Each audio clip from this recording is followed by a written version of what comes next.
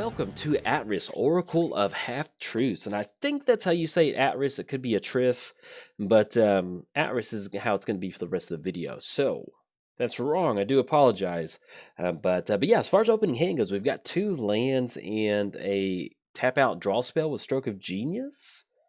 Yeah, let's go to mulligan. I'm not super wild about this one. Let's see if, yes, this is good. We've got a Tezzeret, we've got a couple mana rocks, we've got a board wipe. This is exactly what we want to see. Now, what do we want to put on the bottom? We need all 3 lands to get to Thrain Dynamo as quickly as possible. Actually, I think Tezzeret's going to be the better option for us to put on the bottom right now because this deck just wants a ton of mana as quickly as possible. So we're going to go and put that on the bottom, and hopefully we'll find our way into an additional Tezzeret. There's a couple different versions of Tezzeret hanging around in here somewhere, so I'm sure the Magic Gods will treat us well and give us a version of Tezzeret sometime soon. So see if our opponent wants to mulligan or not, and then we'll get this thing going. Okay, they heard me say that, so they clicked OK really quick. Let's go for Marsh Flats, and we're going to grab ourselves, I think, Sunken Hollow. That comes into play tapped, and then we'll be able to get some good stuff going. There we go. All right, let's click on Marsh Flats. There we go. Crack that bad boy. Let's go and grab ourselves a Sunken Hollow. Actually, Fetid Pools, I think, is what. Yeah, that's going to enter the battlefield tapped either way. And then anything else, pass the turn to our opponent. We're playing Atris. Atris, whatever. Oracle of Half-Truths, minutes. Whenever Atris enters the battlefield, target opponent looks at the top 3 cards of your library, separates them into a face-down pile and a face-up pile, put 1 pile into your hand and the other pile into your graveyard. Playing as Chulane, Teller of Tales. Vigilance, whenever you cast a creature spell, draw a card, then you may put a land card from your hand onto the battlefield. Then for a 3-mana activation, return target creature you control to its owner's hand. All right, so we run into Catacombs, which is, yeah, pretty good. I think we'll just go and grab another dual source so we can start kind of filtering those out of the library. That sounds like a pretty good option. So let's go and crack, what's the other one? Sunken Hollow? Yeah, we don't have the basics right now. That's going to come into play tapped, and then we pass it back over there. So we did cover both commanders. Give a quick shout out to our sponsors, MTGOTraders. If you want to be one of the people who sets up Atris's... if you want to be, I don't know. I was trying to think of something to say for Atris, but I couldn't. I don't know. I was trying to think of a joke to make, but yeah, I guess if you want to be their polisher, if you need to be Atris's polisher, hey, head over to MTGOTraders. My mind just drew a blank. I was like, he's not really doing it. He's just standing there with his hand. So if you want to stand there with Atris, then head over to MTGOTraders. There we go. It's a little bit better.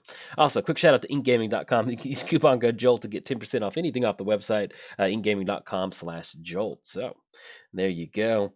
And we'll have Underground River come down. Yeah, that's a little clunky of a... advertising spot, but I always try to think of them on, right there when I'm doing the game. So Demir Signet, anything else, pass it over to our opponent. And last but not least, I started a Patreon. So if you'd like to contribute to the Patreon, there's a link down in the description below. Get your name at the beginning or the end of the credits to help support cool content like this. Make sure it sticks around. And if you want to get your hands on some of these sweet tokens, make sure that you're a patron of my Patreon. You'll be automatically entered into the giveaway. So there we go. It's officially free time, and we can have some fun. Yeah, I don't know what Atris would do. I mean, maybe if you want to stand there and take pictures of him, if you can think of a better advertising spot for him, post it in the comments. Always like to have fun with those, but I'm not entirely sure what would be good for that. All right, opponent's going to go for Chulane. Whenever you cast a creature spell, draw a card, and then put a land. So we have Toxic Deluge at this point, and I think... So we go Drowned Catacomb. Yeah, that's going to be good, because that's going to be 1, 2, 3, 4. Yeah, we could still end up going for 3. And actually, we can just go Gilded Lotus into Toxic Deluge, which that sounds like a pretty good plan. Chulane is one of those commanders that you need to pop on sight. As soon as you see it, put out a bolo alert for Chulane. You want to get rid of it as quickly as possible. So we're going to go triple black, Toxic Deluge for 1, 2, 3, 4. Yeah, and they're completely tapped out. I'm just going to send Chulane back to the command zone, and they're going to basically, we're just giving ourselves like 2 more turns. That's what we're looking for against Chulane, because then we can go Thrain Dynamo, then we can have Atris come down, and it's going to allow us to get some piles going. Now, as far as what piles we're going to take, I'm pretty much always going to take pile 2, unless it's a specific planeswalker that we need. So, just giving you a heads up. That's what we got going on. I can't wait. Ooh. Pull from tomorrow. That's going to be 1, 2, 3, 4, 5, 6, 7. Yeah, I think we got to do that. We could try to go Thran Dynamo, but with them only having nothing with Guy's Cradle, that just puts them on one counter spell potentially. Yeah, I think we got to tap out for this. So we're gonna go pull from tomorrow for a bunch. Okay, we're gonna go pull from tomorrow for 7. That's gonna allow us to just cash. Oh, look at that. We do have to discard a card though, unfortunately. Let's get rid of. This is all just absolutely lovely. I guess we'll get rid of Creeping Tar Pit. I think we can make that trade. That puts us on mana crypt potentially, but I think what we'll do is we'll just go and pass the turn and then kick it back over there. So this is wonderful. This is exactly what we want to do with the deck. The cool thing about us building this deck, and I know I haven't talked about it yet, so I'll talk about it. But this is a Tezzeret build. Surprise. I tricked you. You didn't think I was going to build another Tezzeret deck, did you? Well, you're wrong. Mark that on your score sheet that I was wrong. I didn't know Jolt would do that again. So, but the more I was thinking about it, Atris wants to enter the battlefield. Ooh. Okay, so we're probably going to end up going Impulse, doing our upkeep to see if we can find an answer for Consecrated Sphinx, because we definitely need to stop that. Because, yeah, that's not going to be good. So let's go Impulse during our upkeep. Yeah, I'm okay with that. We're gonna go. Let's go Impulse. Look at the top 4 cards of our library, and that's gonna be Fabricate, Ponder, and Skittering Surveyor. We can also Weir of Invention for Executioner's Capsule. I think that would work. Yeah, let's do that. So we do have Fabricate. That can allow us to grab another artifact. So let's do this. So let's grab ourselves. Yeah, because Executioner's Capsule, we can tap that down for 1. And what do we gonna grab off of? Yeah, I think we'll just end up grabbing Fabricate. That's gonna keep us way open. All right, so we're gonna click on, put those on the bottom in any order. We're gonna go Weir of Invention. So Weir for 1, 2, 3. I'd like to use Weir for something else, but with Executioner's Capsule, it's going to be 1 total mana. That's going to, it's not an artifact, it's just a straight up Sphinx. So let's grab ourselves Executioner's Capsule. Oh, look at this. Let's go Destroy Consecrated Sphinx. We're going to be able to, we did have to completely tap out the entire turn, but we stopped an extra card draw, and that's what this game is going to hinge on. So, and then we run into Gonti. So let's get the land down for the turn. That's going to be Darksteel Citadel, and we'll go for Mana Crypt, and that still allows us to go for Thran Dynamo. My goodness. Oh, excuse me. What am I doing? I was thinking Mana Crypt was tapped down for 3. Anything else will pass the turn to our opponent. So there we go. We took care of Consecrated Sphinx. We stopped that extra card draw. Now we're in a position to where we can just kind of do whatever we want. We've got Fabricate. So what we're probably going to do with Fabricate is grab ourselves a Panharmonicon. That way we can set up a really nice board state, because we might even be able to Panharmonicon.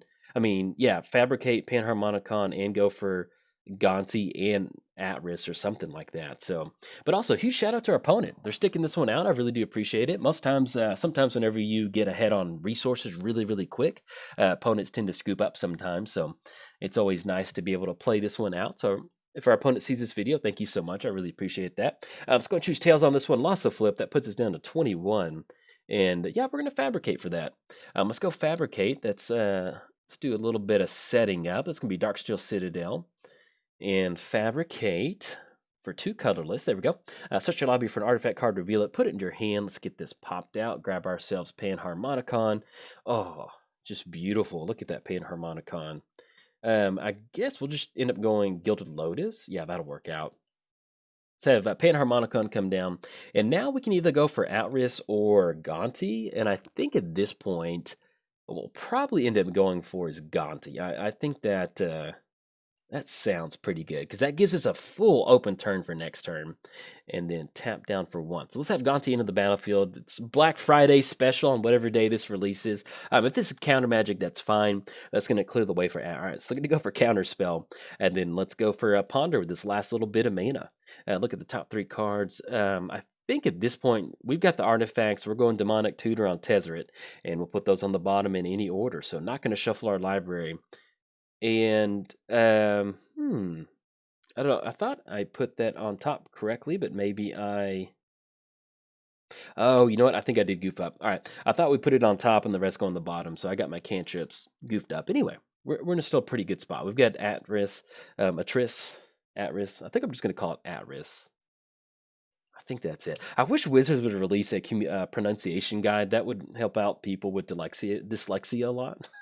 And also, if you ever wonder why I say something weird, I haven't been diagnosed with it, but I'm pretty sure I have dyslexia because I get letters switched up in my head, like a lot of vowels and just different things. Like it just gets replaced in my head, and then I have not necessarily the downside, but whenever I get a word stuck in my head, like once I'm like, okay, my brain has flipped the two vowels, and then once I flip the two vowels, my brain's like, this is how we're going to pronounce it for the rest of our lives. It's just like it's hard for me to mentally um, pronounce the word correctly, especially with Magic cards when I'm delivering commentary. So sometimes once I get stuck, it's just like, it's not that good. So we've got ourselves a game. I'm really excited about this. This is going to be God Eternal Ketra. So if they can cash in any sort of card draw with God Eternal Ketra, get some creatures going, they're really going to be able to get some really nice value board state. So let's go and choose tails on this one. Lost the flip. We are 0 for 2 on those mana crypt triggers. And that is going to be Island on top of our library. So let's go Island. And I thought I set that up correctly. Excuse me.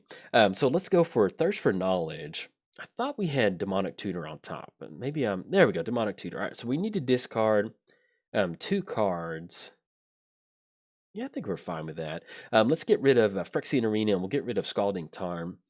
We have already made the land drop for the turn. Let's go Demonic Tutor. And we're going to grab ourselves Tezzeret. Is that what we want to do? So if we end up going Tezzeret, let's kind of take a quick look at it. Because we need to go Tezzeret, Master of the Bridge. That's going to be double strike for 6. If we go for +2, they're definitely going to be able to stop that. So let's just go and grab Tezzeret, Master of the Bridge, have it in our hand, and then we can kind of do some setting up. So let's go Thran Dynamo. And then, unfortunately, with us tapping down that mana, that's going to keep us off. Do we want to leave up Mana Drain? Yeah, I think I like going for this option anyway. So let's do it like this. So it's going to be black and then blue and then tap down Thran Dynamo. So let's have Atris enter the battlefield. Target opponent's going to look at the top 3 cards of our library. Like I mentioned, we're more than likely going to be always taking the 2 pile because, I don't know, it's going to be pretty nice. And look how good this is with Panharmonicon. And this is what makes this commander so much fun is we don't know how they're going to split the piles up. And so, and that's the other cool thing is that even if you're doing this as a multiplayer commander, you can target, maybe your buddy at the table or something like that. Not saying you and your buddy are maybe you're buddies for that particular game because you're trying to beat somebody else. So let's get these triggers. Let's see which one we go for.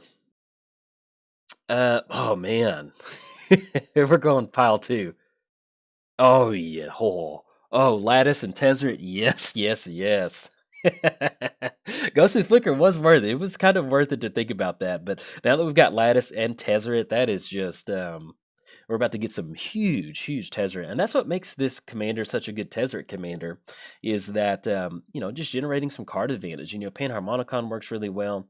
We're going to go pile 2. Urberg and Yawgmoth. Okay, that's not the end of the world. And then we have 3 total mana. So let's just go and pass the turn to our opponent and kick it back over there. So anything else? No, that is it. So next turn we've got 1, 2, 3, 4, 5, 6, 7, 8. That's going to be 19, 11, 12, 13. We got 15 total mana. So going for Lattice and Tezzeret is definitely going to be a very good option for us.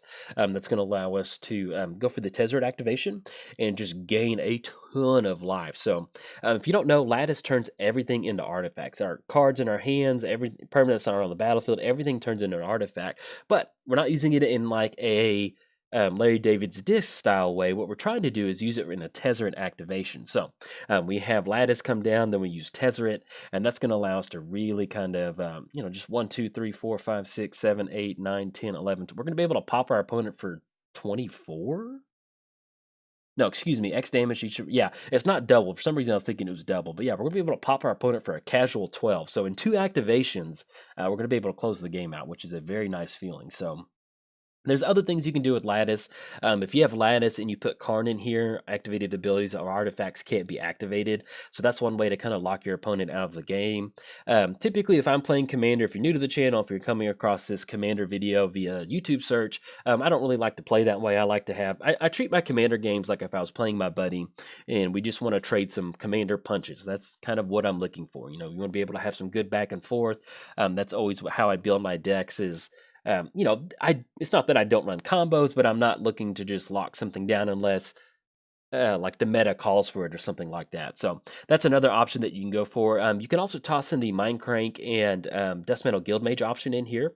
That's going to give you some pretty good stuff to work with as far as another combo to close the game out. But as far as this initial build of Atris, I just wanted to kind of, I don't know, just kind of have some fun with it and see where we can take it. And it's worked out really well. It just goes to show you having access to a ton of ramp really quick. I mean, if we don't hit this pull from tomorrow, this pull from tomorrow busts us wide open, and that's all that you're really looking for. So you can never have not you can never not have enough card draw in a deck like this. So all right, so we've got Mana Crypt trigger. Let's choose tails on this bad boy. One the flip. I think we're 1 for 3 on those triggers, and then let's see what we draw to. Draw into Karn's Bastion. Okay, so we go for Tezzeret. We don't actually have a way to deal with stopping them right now. So they swing in with Vigilance for 4. We can at least double strike. And then we do, yeah, let's go for Karn's Bastion. That way we do have the proliferate option. Let's have Lattice come down. This is going to be 1, 2. So everything's going to be an artifact in addition to its other types. And if we do end up going Tezzeret, if something happens to Tezzeret, we're still in a pretty good spot. So let's go triple blue, Dust Mantle, not Dust Mantle, I'm thinking Dust Mantle in my head. Let's go black, Academy Ruins. I'm going to need tap down for 1 more. Oh, bummer. We're actually, no, that's just enough for Karn's Bastion. Beautiful. All right, so we're going to have Tezzeret enter the battlefield. Let's go for the +2. We're going to be able to plus Tezzeret up to 8, excuse me, up to 7, then go for Karn's Bastion. Look at all that mana. That is...